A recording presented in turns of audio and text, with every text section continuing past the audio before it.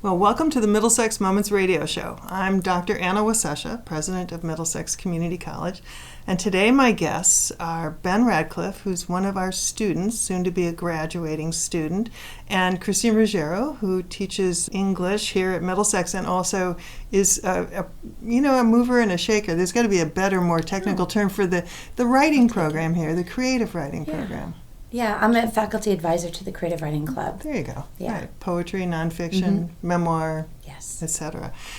So Ben is a really exceptional student, and I wanted, first of all, to introduce him to the listening audience and ask him to tell us a little bit about himself. So take it from there, Ben. Okay. My name's Ben. I found Middlesex when I was 14 years old. At the time, I was homeschooling with my mother, who really challenged me in a lot of ways. Taught me how to write college-level papers, how to ask questions about everything, how to look at things critically, to analyze them. And the one downside of being homeschooled by her was that we didn't have a lab, and she was terrible at math. So we learned that this school did have a lab and the stuff that we needed to kind of complete our education. We were originally shooting to get a GED, but we realized that we could test in to Middlesex here and become full-time students. We didn't just have to stop at the labs, the mathematics and the biology. So we kind of followed that thread for a little while, and soon it wasn't a GED anymore, but now I'm going to get my associates in the liberal arts and sciences by the end of this semester and transfer to a 4-year. And the we is you have a twin. Yes, I do. So I have an identical twin. His name is Noah, and he's shared the whole journey with me, taken most of the same classes, but we've actually branched out a lot. New interests. I mean, I fell more into the arts part of that degree. I love poetry and photography and piano, singing and acting.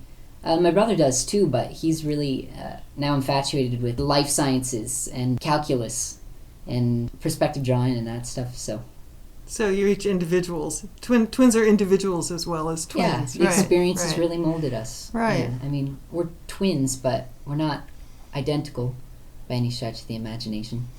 So you're relatively young compared to most of the Middlesex students. So would you mind telling us how old you are? I'm 16 now. I mean, you'll be 16 when you graduate. Yeah. Yeah. Yeah, I mean, I'll turn 17 in June. Okay. And be able to drive then. That would be... Which is good, because my parents got to keep driving me out here every day, and it's hard on them. Right. But you're part of a really a large population of younger people who are attending college and finding it to be a really great place for them, challenging, successful, and accelerates, where you get to and how quickly you can get to the rest of your undergraduate degree. So how would you characterize your experience being somewhat younger than most of the students here? Well, a lot of kids dual enroll that are usually my age. They're going to a high school, whether it be public or private, and they're taking courses at a college, but they're not full-time at the college. And so I guess what happened differently for me was I was already homeschooling, so I wasn't part of the public school system. And so when I started here full-time, I wasn't dual enrolled at that point. I was here. And as far as the experience goes, I'm just glad it's such a small campus, and everyone's very warm. I've made a lot of friends. I mean, socially you'd think it'd be difficult, but everyone's been very accepting. I got some weird looks when I first came. I was 5 foot, probably not even 5 feet tall at the time. And 14 years old, yeah. Yeah. But it was actually much smoother than I thought it'd be. Mm-hmm. And, to be worried about your looks, and that's just natural being part of this age, but yeah, it is. Yeah, so you had that first part of adolescence you've spent here. But our youngest students, you may be some of the youngest students, and then our oldest degree-seeking, credit course-taking students can be 80 years old. So it's the great bell curve, and you just happen to be on one of the tails. Yeah, and it's really delightful to have you here today. We need to take a break, and when we come back, let's talk with you and Christine about the poetry side of your life here at the college. We'll be right back. Well, we're back. It's the Middlesex Moments Radio Show. Ben Radcliffe is our student guest today, and faculty member Christine Ruggiero is here. And over the break, we were just talking about all of the activities that Ben is involved in. But Christine, why don't you ask him the same question, and we can share that with a listening audience. It's so impressive. Ben has been involved in acting and singing, right, and music, being a musician. Mm-hmm. He's only 16, and I'm wondering how he fits it all in. How do you manage your time being here, being a student, and being able to go into New York City and sing. And you were in Lord of the Flies too, right? I was, yeah. Yeah. My brother and I were casted as Sam and Eric. Do you know the book? Yes, I Lord do. of the Flies, It's an unforgettable boy book. savages eating each other. Yes. Yeah. So we were Sam and Eric, and they adapted it for the stage. Actually, a British playwright did. And we got called over to the Denver Center for the Performing Arts in Colorado 2 summers ago. And we spent three and a half months out there doing matinees and rehearsing and finally, you know, previewing the show. And at the same time, we were juggling online courses from here. I think we did two or three at the same time. Where were you staying? We actually had an all-paid-for little apartment right in the heart of Denver, literally a block and a half's walk away from the studio where we rehearsed at. So it was really, really convenient and really fun. At the same time, you didn't have to worry about buying groceries for yourself or doing none of that. That was part of the pay. So, How many classes do you take at a time here? Are you full-time or? I started off not full-time. I did 2 or 3 at a time. I was kind of tentative and, you know, I wasn't sure I could handle the workload. But after, I think, 4 or 5 semesters, I started taking 5. I started finally being a full-time student that I wanted to be. I mean, so I could get the credits I needed to pursue that associates in the liberal arts. So.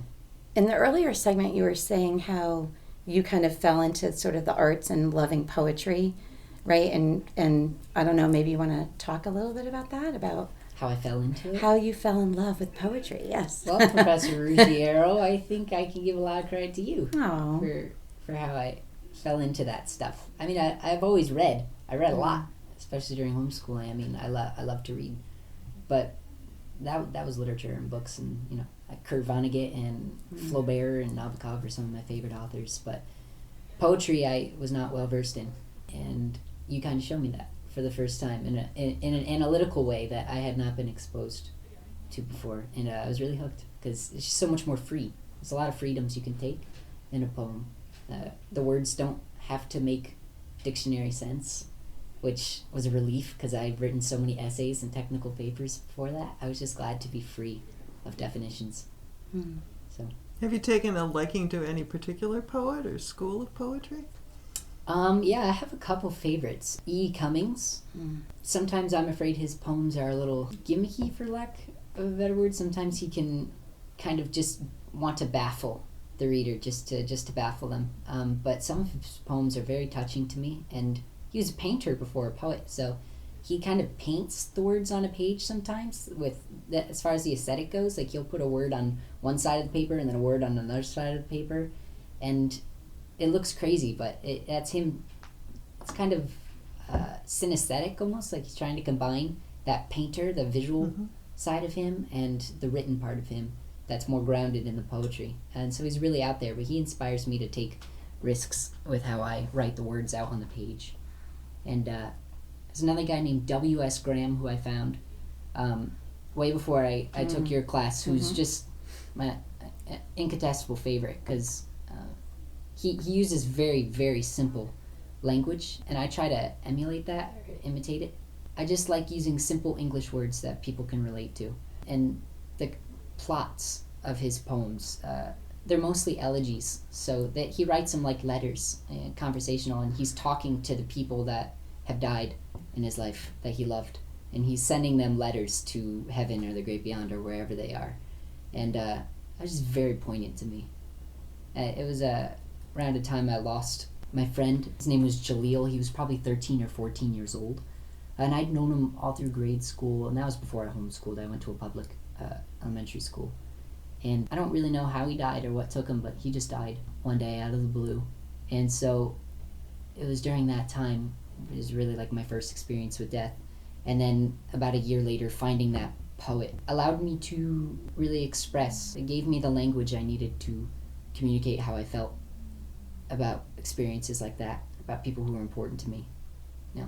And so now you've become a pretty avid writer, it sounds like. You've been selected as part of this poetry circuit. So why don't you? What does this mean for you? What is this all about?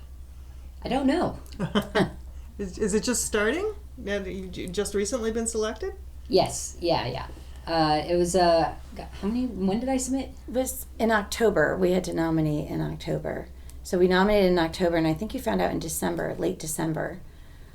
for 2016. So it's a spring tour that you'll be part of. Well, actually, he had his first reading yesterday at Trinity. Yeah, yep. And Brilliant. you read the Jaleel poem. I did. In fact, that poem was one of the ones that we submitted for nomination. We had to submit 8 sets of 5 pages of poems. Yeah, that's right. Yep. Yeah. That one really carried me a long way. I don't know. I didn't have to work very hard to write that because I had this language and I had the emotion and the motivation to write it kind of building up in me for quite a long while. And that just turned out to be a really fine poem, I think. Yeah, it's wonderful. Do you have a writer's practice, which is to say, do you write every day? Do you keep a journal? I don't write every day. I mean, I'll write like to-do lists on the refrigerator and, papers if I have to for school, but when I write creatively, I really try not to force it at all. I have a very relaxed practice about the creative writing, because if I force it and it's not fun, then it's not something I want to do anymore. Sometimes it usually happens that it's like 2 or 3 at night, and I wake up with an idea in my head and I just have to write it down, and then it'll be like 5 o'clock in the morning and I'll have a short story or a poem like that. But it happens on a really unpredictable basis. It's an impromptu thing for me. I don't sit down every morning with a journal and write down. I have to wait for the idea to come to me, the feeling to come to me. And so far it has, so I trust in that. And what about the transition from writing words on the page to actually standing in front of a group of people and reading your work? That was, I was lucky that I had an acting background, because I've had a lot of time being in front of people looking like a fool or being crazy or, it's Lord of the Flies and, attacking people with spears. So I've gone outside of my comfort zone in front of people before, but this was really a different experience for me. Actually, reading something that I had created myself that somebody else didn't compose for me, like a script. It was almost emotional. Mind-boggling to me that so many people would show up. There's maybe 50 people at the Trinity reading, probably 40, 50, and just to hear what I had to say about these little intimate descriptions about my life that I guess apply to them. I mean, they must think it's important, otherwise, I wouldn't get the honorarium. But it's really, it's been an honor. And reading in front of them, I had nerves initially because it wasn't at all like reading from script. It felt kind of jazzy because the reading changes every time you read a poem again. So, but I was very comfortable once I was done. I felt better for it, just to get up there. Yeah. Do you find that you tell a little bit of a story about how the poem came to be before you read, or do you just go, boom, here's the poem?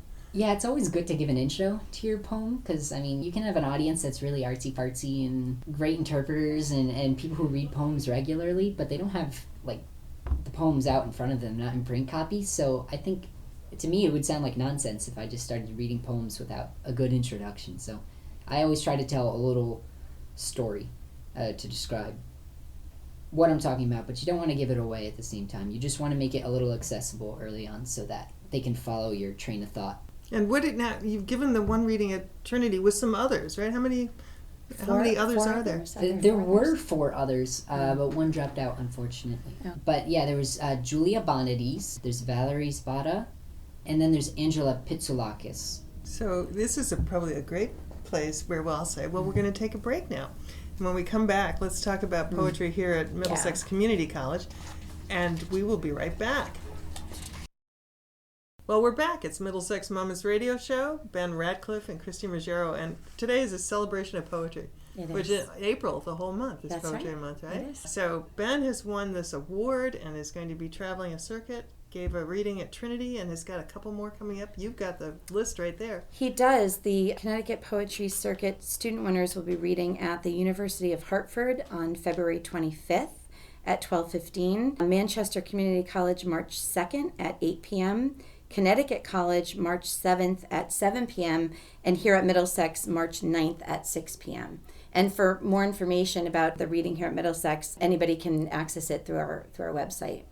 or they can email me. They can find me through the directory. Good. Yeah. And well, they have to be able to spell Ruggiero. Well, yes, it's Ruggiero.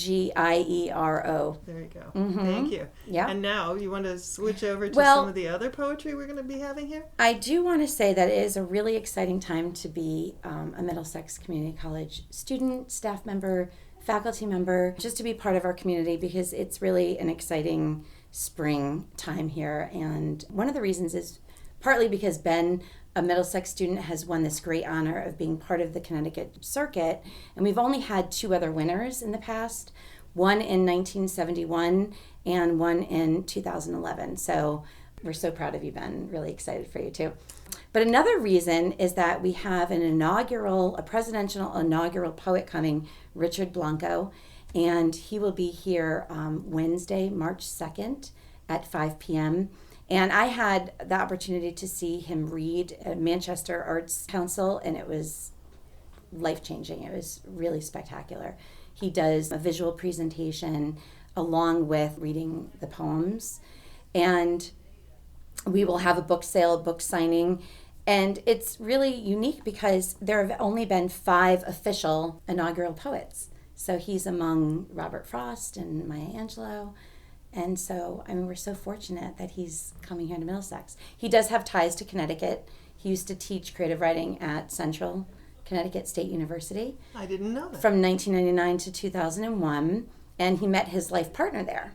So he does have special ties to Connecticut, and I'm sure he'll mention that during his reading. And where is he now? Is he also teaching somewhere else? He splits his time between Maine and Boston, and he does a number of fellowships, and he writes and performs around the world, from what I understand.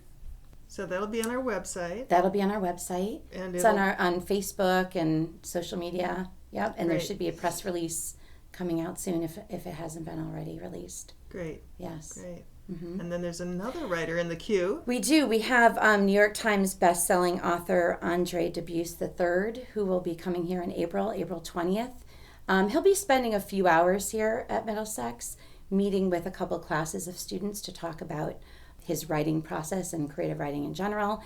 And he'll give a public reading around, we're not sure about the time, around 12:30. The details will be announced. Full program of events will be available on our website.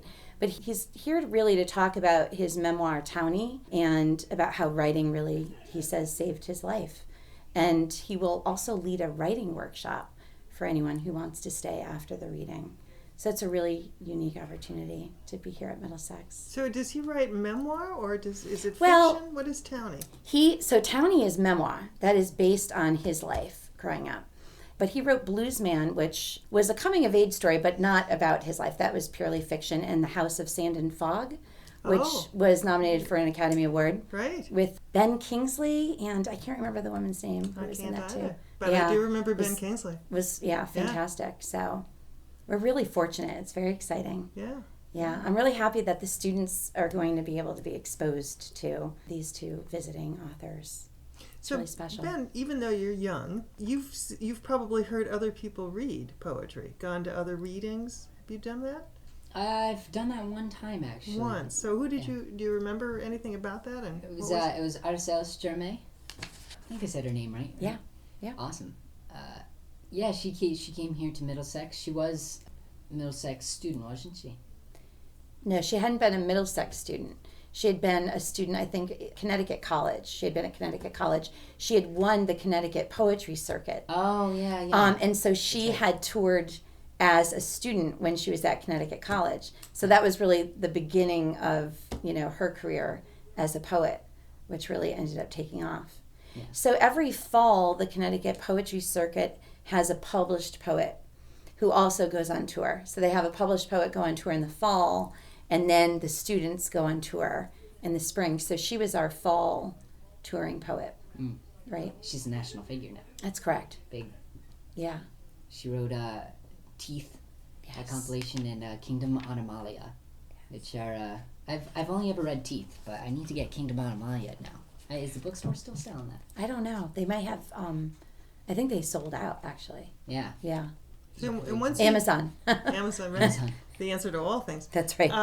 once you hear somebody read, though, would you read the words on the page differently? Does it somehow animate the language in a way? That's been my experience. I'm just wondering for you, at your point in your life, what it's like to hear somebody read and then read their work on the page.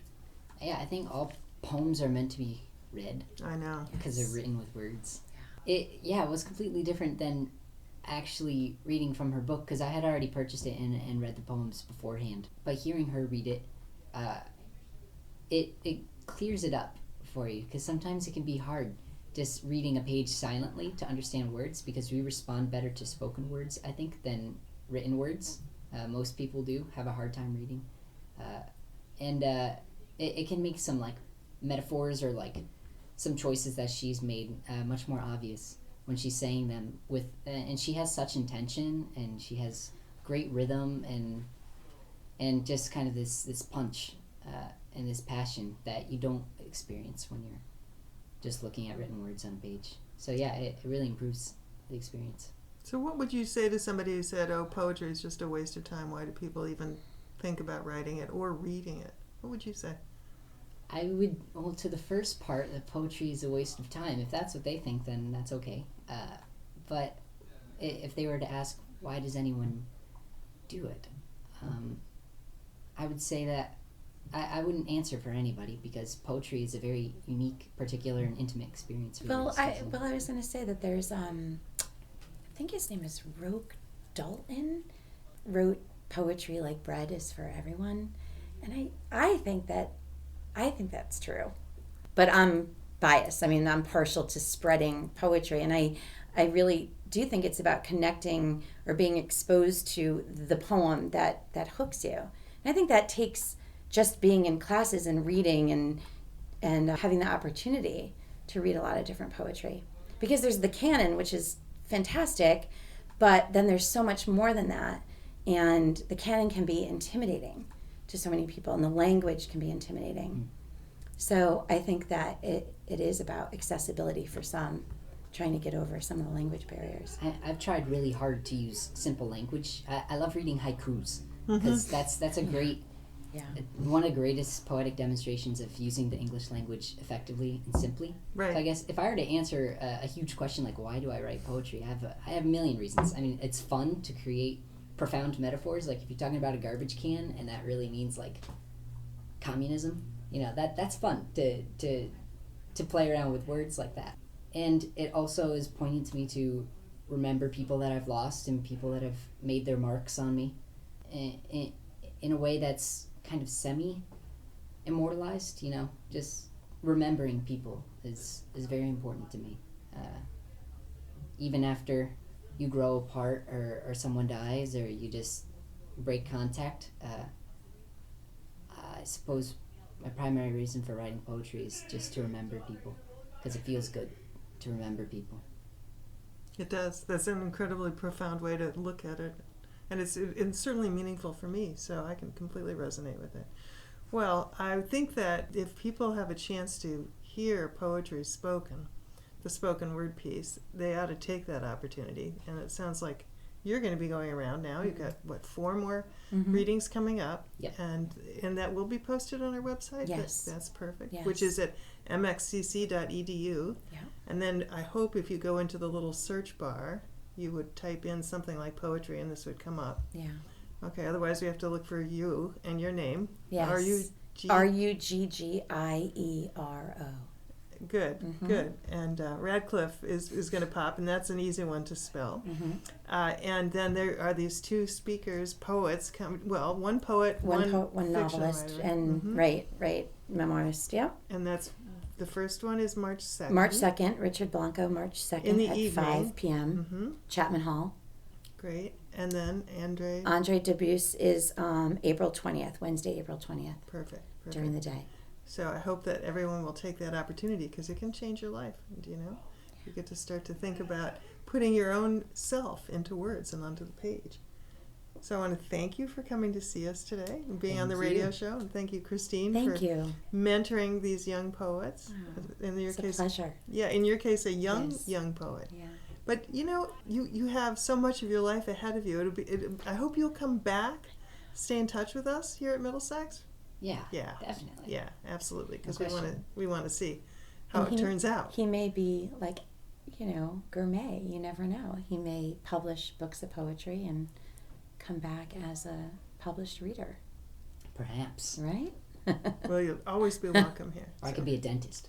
Or you could be a Or dentist. you could be a dentist. That's right. But there And are still publish poetry. and still publish I mean, poetry. Poetry on the side. That's right. Let's not forget people like William Carlos Williams was That's a right. doctor. That's Yeah, right. yeah. A lot of these folks had day jobs and did marvelous work with poetry. So thank you, Ben Radcliffe. Thank you, Christine Ruggiero, and thank you to the listening audience for being with us today. And if you want to find out more about this marvelous community college, be sure you look us up on the World Wide Web at mxcc.edu. This is Anna Wasesha wishing you all a good day.